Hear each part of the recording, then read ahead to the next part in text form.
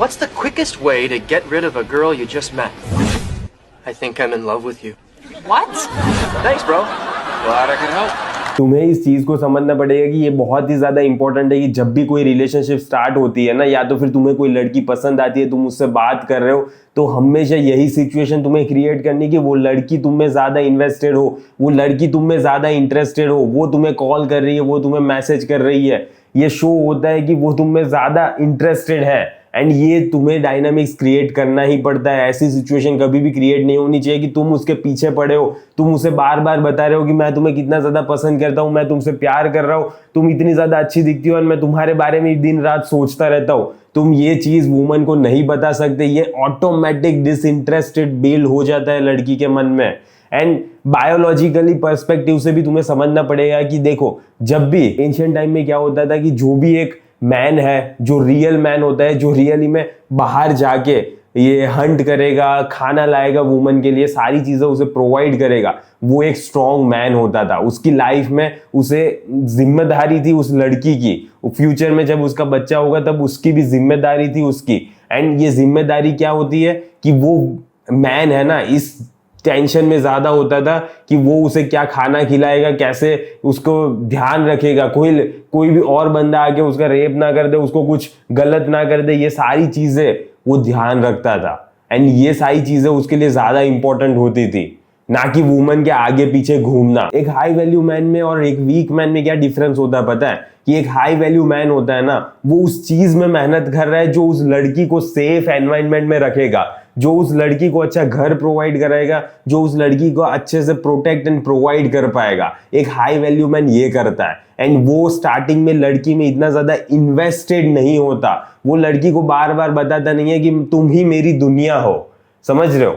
And यही दिक्कत हो जाती है एक वीक मैन में। जब भी वुमन देखती है ना कि तुम बार बार उसे बता रहे हो कि मैं तुम्हें बहुत ज्यादा प्यार कर रहा हूं, मैं तुम्हें बहुत ही ज्यादा इंटरेस्टेड हूं, प्लीज तुम मेरी लाइफ में आ जाओ, प्लीज तुम मुझसे कमिट कर लो, प्लीज तुम मेरे रिलेशनशिप में आ जाओ, जब भी तुम ये सारी चीजें बोल रहे होते हो ना, तब ये शो करता है कि तुमने उससे ही अपना सेंटर पॉइंट बना दिया है। ये शो होता है कि तुम उसके लिए तुम कितने ज्यादा इंपॉर्टेंट हो।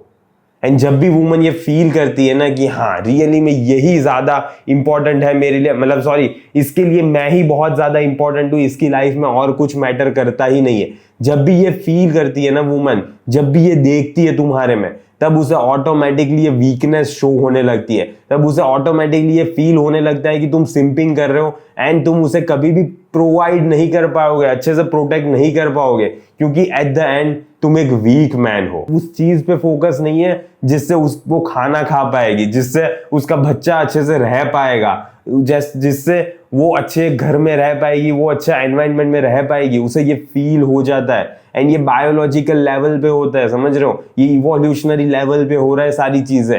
ये कहीं ना कहीं सबकॉन्शियसली वुमन फील कर रही होती है। इसीलिए आज के जमाने में भी, अभी की सिचुएशन में भी यही सिनेरियो अप्लाई होता है कि जब भी तुम वुमन को इतने ज्यादा मैसेजेस करते हो, जब भी तुम वुमन को बार बार बोलते हो कि चलो कहीं बाहर घूमने चलते हैं, चलो मिलते हैं, चलो कहीं कुछ करते हैं, जब भी तुम ये सारी चीजें बोलते हो ना, तब ऑटोमेटिकली तुम फ्रेंड जोन में चले जाते हो, या तो फिर तुम वीक मैन शो होते हो। एंड इसीलिए वो कभी भी तुम्हारे साथ कमिट करना नहीं चाहेगी। यही एक सच्चाई है। एंड इसीलिए मैं बार बार बोलता हूं कि बहुत ज्यादा मैटर करता है कि एटलीस्ट स्टार्टिंग के रिलेशनशिप में है ना, वो तुम में ज्यादा इंटरेस्टेड हो, इन्वेस्टेड हो, एंड वो तुम्हें बार बार मैसेज कर रही है, सारी चीजें वो तुम्हारी लाइफ में ज्यादा ला रही है। यही सिनेरियो होना चाहिए स्टार्टिंग ऑफ द रिलेशनशिप में।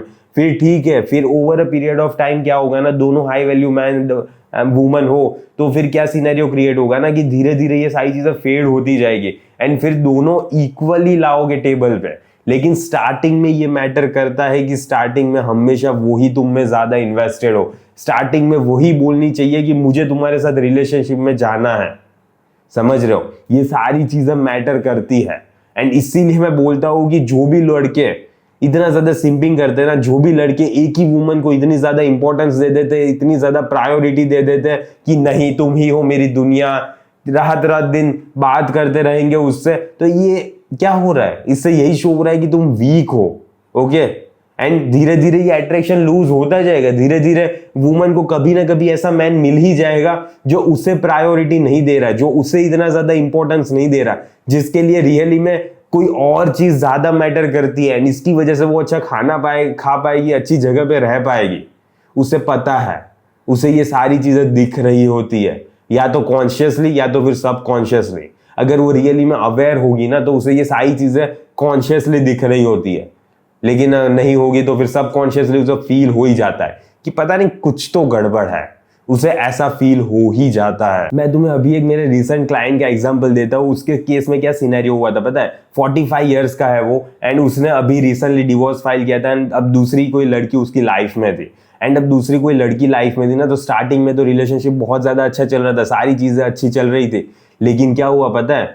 धीरे धीरे अट्रैक्शन लूज करती गई वो लड़की।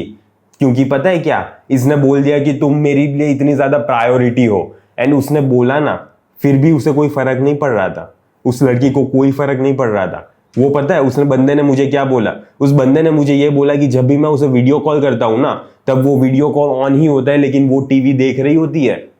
तो ये तुम्हारी वैल्यू है, ये तुम्हारी सेल्फ रिस्पेक्ट है, ये तुमने ही गिराई है। वो ये बोल रहा था कि वो वैसे तो मुझसे शादी करने के लिए रेडी हो गई थी, 45 इयर्स का था, एंड लड़की भी इतनी एज के आसपास थी।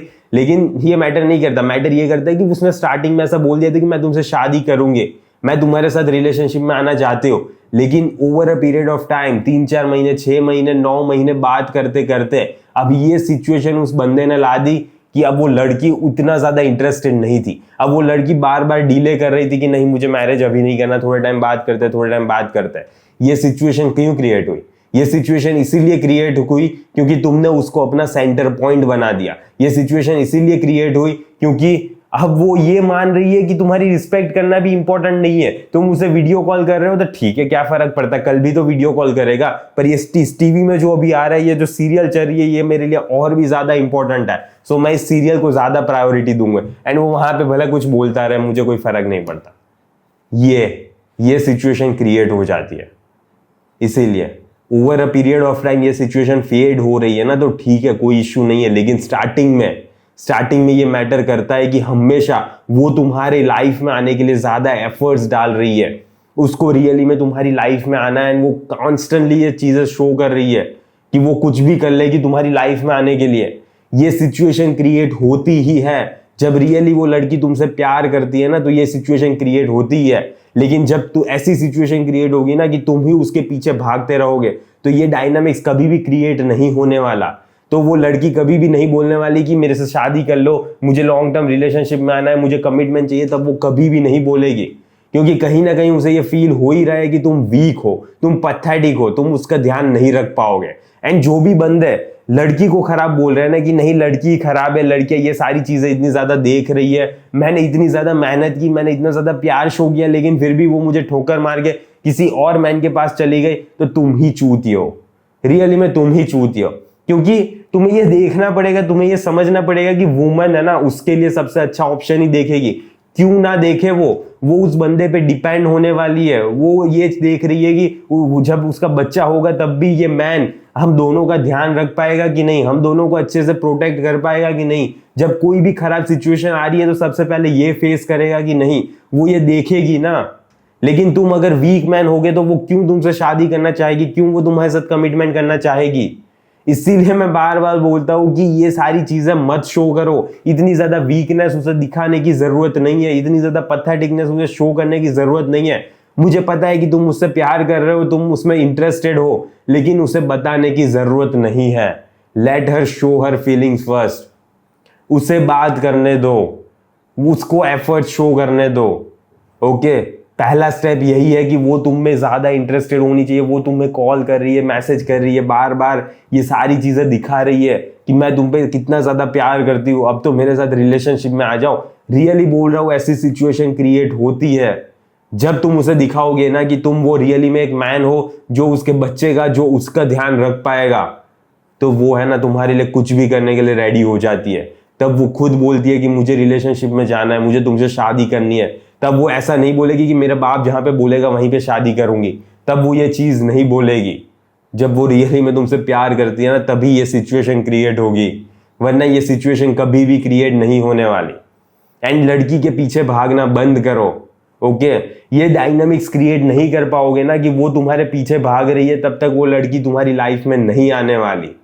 तुम उसके पीछे भागोगे तो वो तुम्हारे से दूर भागेगी। सो इतनी ज्यादा बकचोदी मत क्रिएट करो, उसके पीछे मत भागो, उसको इतना ज्यादा इंपॉर्टेंस मत दो, उसको इतनी ज्यादा प्रायोरिटी मत दो। मुझे पता है कि तुम उसके लिए सारा काम कुछ काज सब कुछ छोड़ के उसके पास जाने के लिए भी तैयार हो जाते हो, पर ऐसा करते हो ना तो वो कहीं ना कहीं वीकनेस ही दर्शाता है, एंड वीकनेस ही शो होगी ना तो वो तुम्हारी लाइफ में नहीं आएगी। बस it is as simple as that.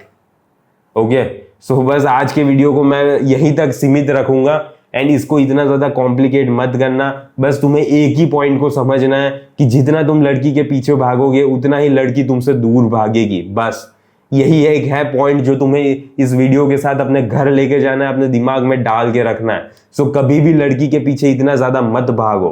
Okay, आशा है कि मुझे तुम ये सारी चीजें अपनी लाइफ में इंप्लीमेंट करोगे, ऐसे ही चूतियों की तरह बस देखते नहीं रहोगे।